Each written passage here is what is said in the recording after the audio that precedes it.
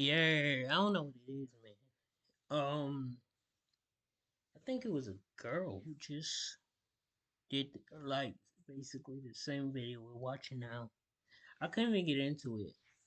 I was like watching like the intro and I was like, oh my god, this is so annoying. I don't know, I just like when guys do the reacting. It just feels neutral and normal. Females do it just feels I don't know, just off key. Anyway, let's get right into it. Season 1 of your friendly neighborhood Spider-Man has come off with an absolute bang. But there's a lot more to be explored with the world of Spider-Man in Season 2. And the future of Spider-Man is looking very bright. Very bright indeed. Ladies and gentlemen, I'm Thomas. I'm Merlin. Together we're the Comic Lads, and today we're talking all about your friendly neighborhood Spider-Man Season 2. In just 10 short episodes, we were able to get so much lore for the characters, introduces so many villains, so many characters, so many plot points. But in this video, we want to look at specifically what things do we want to see in the next season. And of course, guys, question of the week, what do you want to see from your friendly neighborhood Spider-Man Season 2? Be it, villains, plot lines, love interests. Absolutely. And before we get started, don't forget to hit the like button. It really helps us out. And consider subscribing. Become one with the lads. With the fellow lads. All right, dude. Let's get into this. One of the main parts to any Spider-Man show, and any superhero show in general, are the villains that appear. The villains in this first season were elite. It's so rare to have Scorpion as such like an opposing force. It feels really nice as a Spider-Man fan and as like an MCU fan to finally fucking see some Scorpion. They've been dangling those keys in front of us since Spider-Man Homecoming and we've never got that. Yeah, and I love how they like somehow managed to modernize the 60s fit. Yeah. I mean, with like the mask, like the goofy classic mask, but then they gave him that crazy like bionic tail. It was so cool. Yeah, he was ruthless. I really enjoyed his inclusion. But all that being said, I think for Season 2, we wouldn't mind some of like the classic Spider-Man heavy hitters to come in swinging, you know what I mean? Absolutely come in swinging. Yeah, that honestly, that wasn't even intentional, but I'll take it. On the Unicorns team is a dude that looks fucking suspiciously like the Rhino. Well, he just looks like a rhino, like even in his human form. Yeah, you know what I'm saying? His face is ripped right of that, like the cartoon, like the Me and the Boys meme. Definitely. Fuck, we're old. Dude. I know. He's definitely going to turn into Rhino in the second season. I think we both want that. Mm-hmm. They also tease in that same gang, the Chameleon. Which was awesome, and his design is so sick. It's so classic. Yeah. I mean, coming off of the coattails of like the Kraven the Hunter movie. What the fuck is that?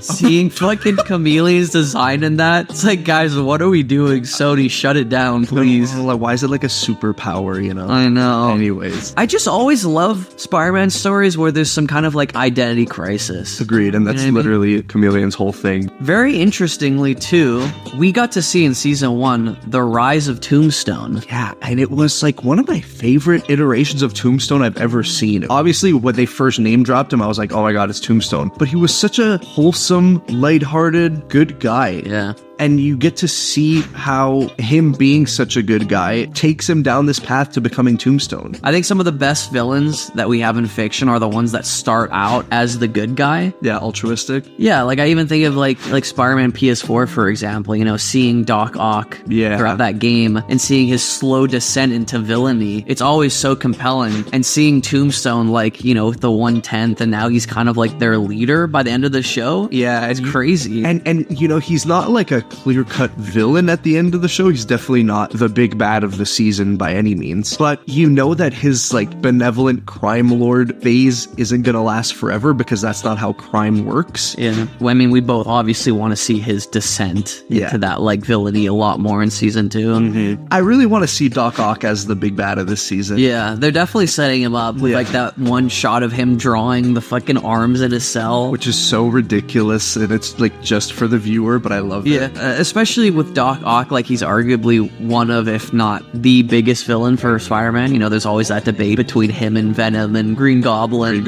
But I think we both agree we want them to still keep slow cooking Goblin and not have him be the big bad for this next Oh, season. yeah. I mean, honestly, I wouldn't even mind if he doesn't even become the big bad until like season 3 or 4. Yeah. We got so much set up already. We got Tombstone. The part of Venom symbiote is on Earth now. Oh my god, is fucking Norman gonna be Venom? I can't. No, they have the glider tease. There's no way. Yeah. There's no No, way. but he could become Venom before the Goblin. Whatever they do, I pray to God we don't get another Harry becoming Venom scenario. Yeah, I'm so good on that. Like, we've it's been so overdone. And I'm also like, this version of Harry is so chill and cool, and like I don't need them to once again tread on like he's gonna become addicted to drugs and like be an asshole and like die. I'm like, I don't need that shit again, dude. It is interesting though, because by the end of season 1, Harry sets up this, organization called Web. Yeah, which you're very happy about. Oh God, we've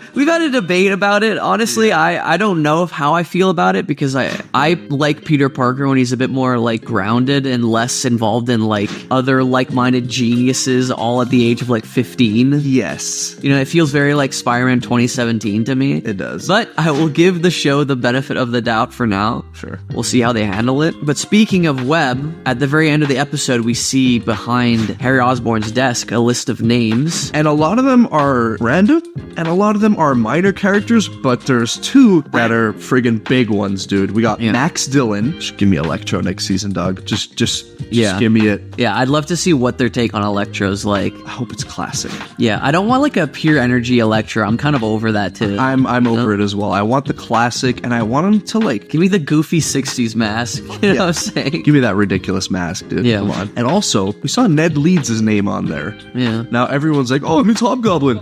Actually, technically he's not Hobgoblin, but like Everyone associates Ned Leeds with the Hobgoblin Yeah. story. I think the way they slow cooked the first season, I don't want the second season to be 2-packed. So if they do anything with Ned Leeds, like save it for a later season. I totally agree. But definitely like an Electro episode will go crazy. And like we said, having Tombstone and Doc Ock at the center of like Spider-Man's villain problem. I think that's got to be the move. Yeah, definitely. But that's it for villains. Let us know, guys, which villains you want to see. Another thing that they did very well in this show is showing side characters. Yeah, like potential allies for Pete. Yeah, like seeing Daredevil and Spider-Man interact on screen. Like, when was the last time we saw that? Don't say it was the 90s. It was the fucking 90s. Crazy, man. Dude. So, obviously, we got to see Daredevil make a return. I think he's going to come back. We were also talking about different allies that we'd want to see in Season 2. This is no surprise if you've been following us for a while, but we're like huge shippers of Johnny Storm and Peter Parker. Friendship. Friendshippers. Like, we just absolutely love them together. The dynamic is so funny. It's like very much like sibling energy. Give me Fantastic Four, bro. Like, we needed to see them. And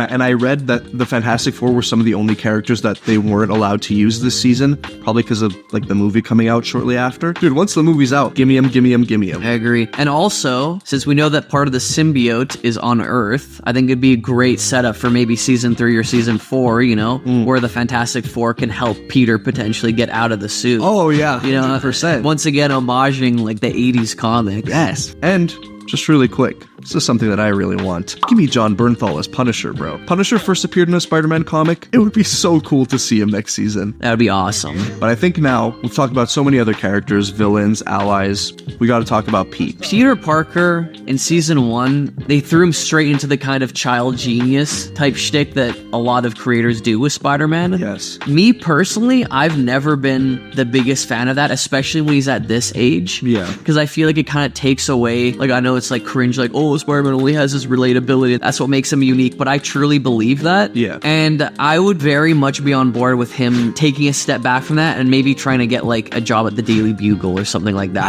I want to see the Daily Bugle so badly, bro. And I know it hasn't been a staple of Spider-Man comics for like decades now, but it's such an integral part of his early years for me. And why else set up Uncle Ben's camera? I think one of the greatest things about Peter Parker is he's dealing with like an irregular life, but he's surrounded by regular people. I know that they're doing this whole web thing and he's supposed to, be with other child geniuses and we're gonna get lots of plot points through that. But let's also have some moments where we can remember that not everyone in Peter's life is like supernatural. Is a super scientist. Exactly. I agree. And some of the strongest parts of Season 1 for me were just he, with his friends in high school. And I want to see more of that. Throw in J.K. Simmons as fucking... Come on, You know what I'm dude. saying? Dude, he still does, bro. He's still a voice actor in like so many things things, bring back JK. Another thing we'd like to see more of is Pete's family dynamic with Aunt May. Yeah, they had a few good moments in the show where you got to see how close he was with Aunt May, but She wasn't in the show for that much. yeah, I would have liked it a little bit more. Yeah. She was kind of in there just for some like quirky like mom energy moments. I think we need to see more of her. Aunt May is such a huge part of Spider-Man, and I don't want to see her get sidelined by other characters. And you were mentioning before we started recording, give us some Uncle Ben flashbacks, please. Oh yeah, I need it. we need to have something to remind us how Peter got to be the way he is, because Yes. Uncle Ben is notably missing from his origin story. Yeah. But let's get some actual flashbacks. And I think back to like the Ultimate Spider-Man comics where you got these like flashback moments with Peter, you know, as a kid at like a picnic with his father and his mother and Uncle Ben and Aunt May, you know what I mean? And you get to see that family dynamic and how special it was. And I'd love them to adopt like something like that for this show.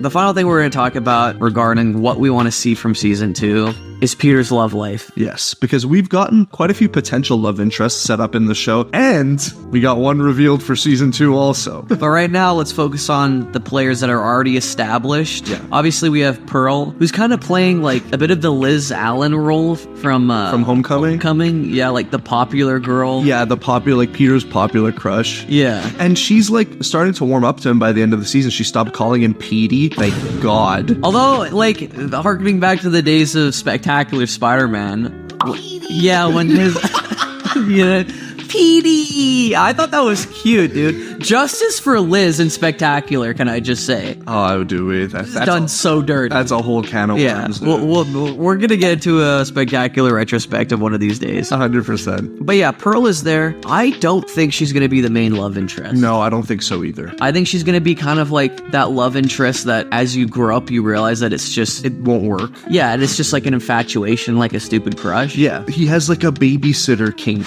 Was she your babysitter? No, I was, like 11 and a half and she was 14. Did they pay her? Yes, they paid her.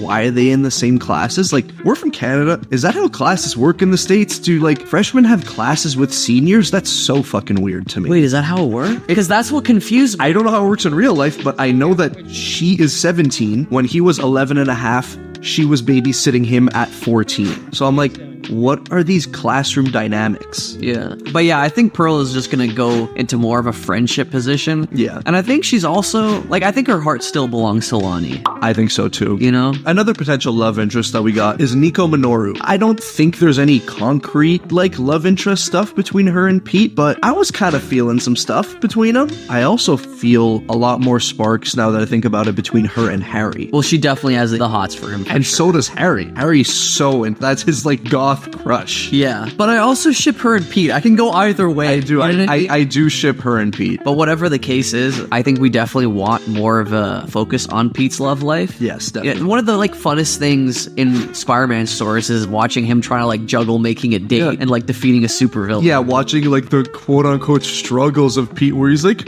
no, 3 women are deeply in love with me. What do I do? Yeah, 3 beautiful women fucking chasing after me. Literally. Oh my god. But now, guys, we gotta talk about the big tease that we got for season 2. We're getting Gwen Stacy. And we're not only getting Gwen Stacy because they shared her civilian design and also a potential Spider A potential Squider again. a potential Spider-Gwen design. We want to know what you guys think of this because we're of 2 different minds. We are definitely. I'm not into it personally. Sure. And look, this isn't anything against Spider-Gwen. I'm trying very hard to consider that they are their own creators and they're putting a new twist on the character and Yes. its lore. That being said, I have been spurned. I have been hurt by the past couple Spider-Man shows. Sure. I'm someone who've watched all of Ultimate Spider-Man. Yeah, that's fucking crazy, dude. I couldn't do it. And I watched part of Spider-Man 2017. I couldn't get past like episode 10. though. Nah. It's fucked up. Come on, dog. And part of the reasons why I was frustrated with these past 2 animated interpretations of Spider-Man is that they've really dived deep into the fact that like Team Spider-Man. exactly Team Spider-Man and kind of taking away what makes Spider-Man special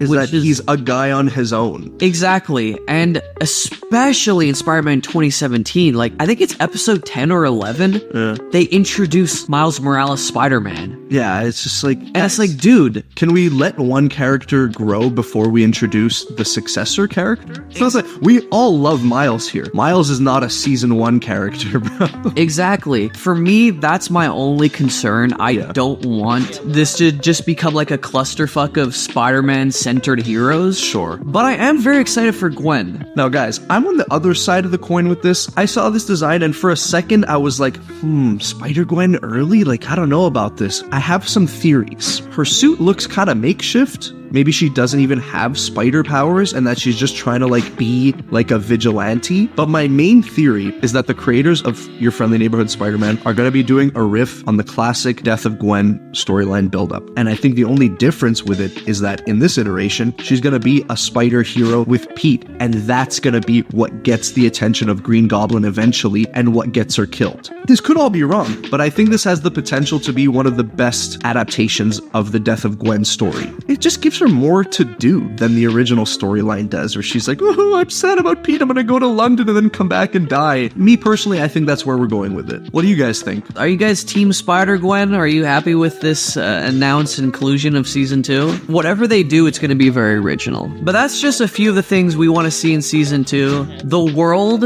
is their oyster right now. Literally. But let us know what you guys want to see in Season 2. What villains, characters, plot lines, love interests, Cameos. Let us know down below. We love you. We love you dearly. Peace. Peace. Peace. Batman can date Batwoman, or Black Cat, or whatever. Then Spider-Man can date Spider